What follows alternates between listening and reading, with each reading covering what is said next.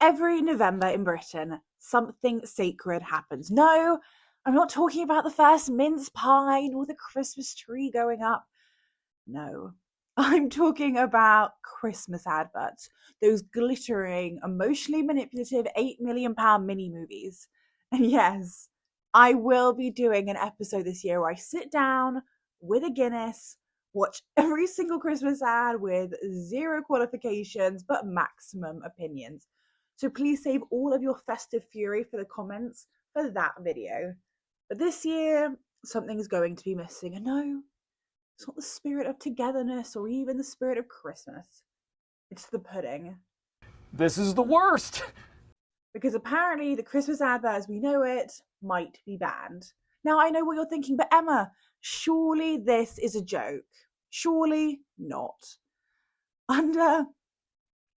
Under new Labour proposals, food that's high in fat, salt and sugar, known as HFSS, which kind of sounds like a dodgy sixth form qualification or a rubbish 90s boy band, can't be advertised before 9 p.m.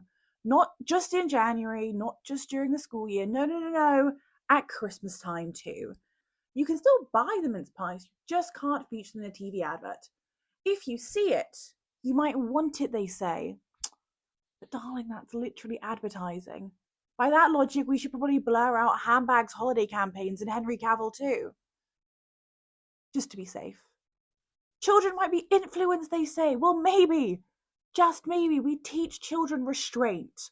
Or that, I don't know, not everything on TV turns up at the table or in the house. Maybe, and I say this with all the love in the world, maybe just don't buy 8 packs of mince pies. Buy one. See how you feel. Also, and I cannot believe I have to say this, but most children don't even like mince pies. I'm sorry, but I don't see children running rampant around Tesco sobbing because they weren't allowed mince pies. It's not crack. It's clove-scented jam in a buttery cup. So who exactly are we banning this for? This ban isn't about protecting the children. It's aimed at us. We've got sex, violence, and psychological thrillers all before 9 p.m., but apparently the real threat to society is a buttered pastry in a foil tin. Now look, childhood obesity is real. Health is exceptionally important. But can we just be honest for a second? This is not the solution, this is a performance. Labour blaming fun Christmas food for the problem of obesity is a stretch too far. You know what? I don't actually just blame Labour. I blame every government that bulldozed the school playing fields, made our streets too unsafe for kids to walk home, and replaced home-cooked meals with microwave ones. Because banning mince pies and other sugary things on TV at 8:55 p.m. while ultra-processed junk stays on the shelves, school dinners are a joke, and no one's cooking proper meals at home anymore, that's not health policy. It's just a vibe shift into hell. So here's what this ban means. No more slow motion close-ups of bubbling gravy. No more proud mum pulling out a tray of roast potatoes like she's winning MasterChef. No more chocolate box gliding into the frame like it's doing Swan Lake. Instead, you get lifestyle ads, moments, feelings, AI-generated animations, Christmas without the food. Maybe we should just rename the season entirely.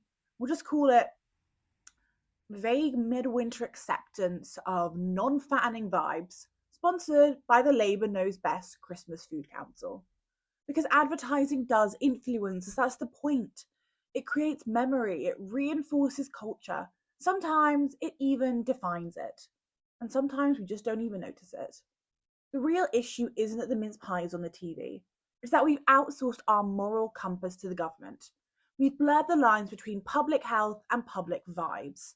And instead of cooking real food or teaching, I don't know, moderation, or just maybe even raising children with an understanding that damage done to them by eating too much sugar on a daily basis might be causing problems. And we're blaming family and symbolic traditions. And if we think about even the bigger image, the bigger picture in all of this, what about the smaller brands, the family-run businesses, the little chocolatiers, the seasonal suppliers who rely on December indulgences to survive the other 11 months? The big guys, they'll just pivot. They'll make AI carrots, CGI fairy dust. They will be absolutely fine. And the rest of us? The winter months are tough enough, but Christmas is the light at the end of the tunnel, a time of reflection and celebration. And if we lose the memory and the flavour, we lose the joy. What will inspire us? Christmas ads aren't just about food, they're about imagination.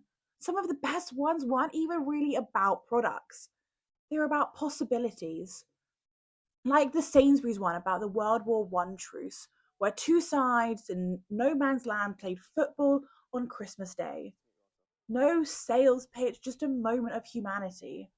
Or the one with the robin flying around the globe, carrying hope in its feathers. Or a lonely snowman trekking across hill and dale to find a gift. Or Kevin the Carrot, still the most emotionally available man on British television. I love you.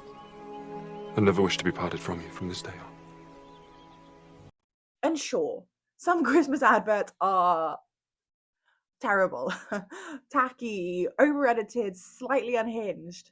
But even the bad ones give us something to laugh at, something to share or comment on, something that reminds us that we're connected to a bigger seasonal story. Because that's what Christmas is. It's not just puddings and penguins, it's music, cold nights, offering a seasonal greeting and knowing that it's genuine. It's remembering that the taste of something that you have only once a year, and somehow that means something. And the ads? They show us a Britain where people still gathered, still passed down recipes, still roasted the potatoes and forgot the cranberry sauce, where we tasted the season, not just performed it for Instagram. Start banning those ads and you start losing the visuals. You lose the emotional rehearsal for what togetherness could look like.